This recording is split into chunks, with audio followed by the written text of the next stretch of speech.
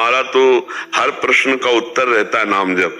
नाम जप के बिना तो प्रयास ही क्या, क्या प्रयास। और नाम जप कर रहे हो तो चिंता मत करो, चाहे जितना अधूरा जीवन हो वो भगवान को निश्चित प्राप्त होगा, ये हमारा विश्वास है। जब नाम चल रहा है तो हमें रूप की चिंता नहीं करनी, नाम पे वृत्ति लगानी।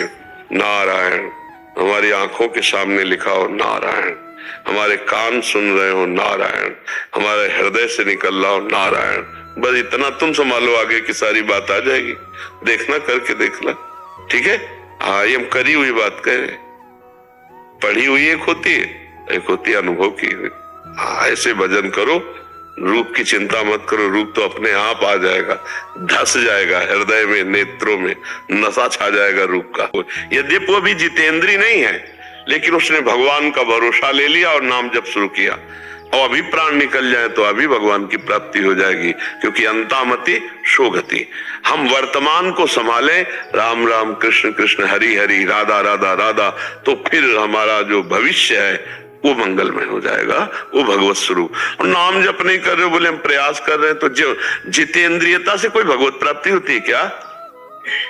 कितने ऐसे जीव हैं सृष्टि में जो कभी भोग नहीं करते, आप उन्हें भोग की योग्यता रहित मान लीजिए, या बहुत से ऐसे जीव हैं जो भोग नहीं करते, क्या उनको भगवान की प्राप्ति हो जाती है क्या?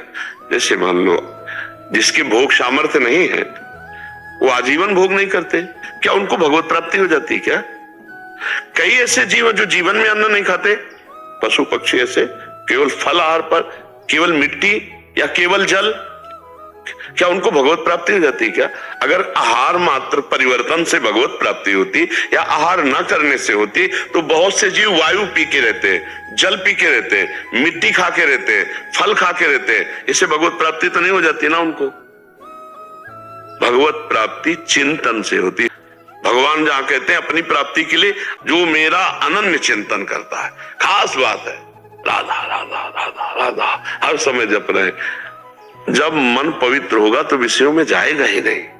हमको सीधे मन पवित्र करना है, तो हम कोई कसम, कोई व्रत, कोई नियम ले रहे हैं, तो उसको रोकने के लिए हमारे अंदर जो पावर चाहिए वो भजन पावर काम करे। भगवत प्राप्ति के लिए हम निरंतर की बात कर रहे, हम इस पर ज्यादा ध्यान नहीं दे, हम ध्यान देते तुम्हारे अंदर चल रहा है कि नहीं, राम राम राम राम कृष्ण कृष्ण कृष्ण राधा राधा राधा राधा, चल रहा है कि नहीं? ये चल रहा है ना। आप सुबह शाम वाली पूजा का हमारे अंदर बढ़िया, सुबह पूजा करके निकले, वृत्तियां विषयों में लगी, मर गए तो विषयों की गति होगी, विषय की गति होगी।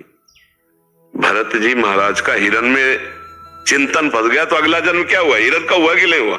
हमारी खास बात है, अगर भगवत प्राप्ति करनी, परमानंद प्राप्त करना है, तो उठते बैठते चलते फिरते खाते पीते हर समय भगवान का पावन नाम स्मरण कर, बिल्कुल सरल और सहज में भगवत प्राप्ति। देखो, सुमिरी पवन सुत पावन नामू, अपने बस करी राखे रामू। भगवान राम को अपने अधीन कर लिया, राम राम राम राम राम।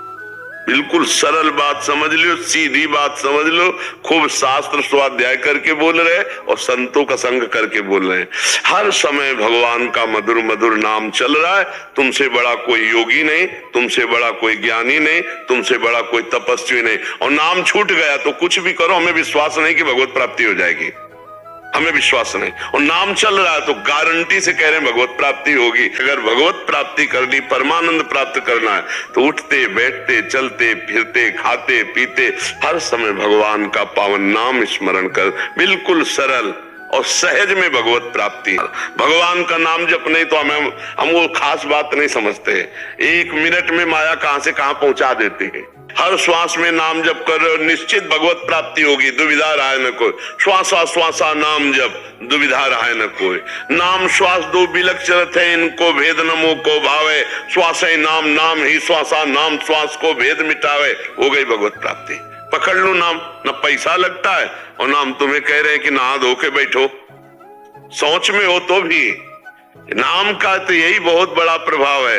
ये कलिकाल है, बहुत बड़ा धन्य भाग है आप लोगों का, नहीं तो मलिनता ऐसी बढ़ती जा रही, गर्लफ्रेंड, बॉयफ्रेंड, नशा, बेविचार, सब गंदी बातें दुर्गति का कारण। आज हम बड़ा धन्य भाग मान रहे हैं अपने नौजवान भाइयों को कि वो संतों की बात सुनने लगे, वो अध्यात्म में चलने लगे, वो गंदी बातें छोड़ने के लिए तैयार हो गए। नहीं तो बहुत कठिन बात है। माया का ऐसा आकर्षण है कि नौजवान होते ही बस वृत्ति इसी में लग जाती। बड़े भाग्य हैं जो अध्यात्म में वृत्ति लगाकर भगवान का रूप या भगवान का नाम प्रिय लगने लगे। ये तो जन्म जन्मांतरों के पापों का नाश हो रहा है, तब ऐसी वृत्ति लग रही है। हाँ, भगवान बहुत प्रसन्न है और तब ऐसी वृत्ति लगती है। सत्य है भगवान का भजन, सत्य है भगवान ब्रह्म। अगर संतों का संग कर रहे हैं तो उसका रंग यही चढ़ा है। जो आपको दुख हो रहा है ना कि इस दुष्ट मन ने हमको भगवान से कितना विमुख किया और कर रहा है, ये संतों के संग की पहचान है। जब अपने मन और इंद्रियों पर शासन करना आ जाए तब संतों के संग का फल प्राप्त हो गया। और जब इंद्रियां और मन भगवान के प्रेम में डूब गए तब वो स्वयं संत हो गया। समझ रहे? बहुत बढ़िया है। खूब नाम जप करो और भरोसे में हो जाओ भगवान के, तो तुम्हें ये भय नहीं होगा कि भगवत प्राप्ति होगी कि नहीं होगी। दे दो ना प्रभु को, तन मन सब दे के आनंद पूर्वक राम राम कहो, कृष्ण कृष्ण कहो, राधा राधा कहो। काहे परेशान हो गए? अब बोझा ला दोगे तुम तो परेशान तो हो ही जाओगे।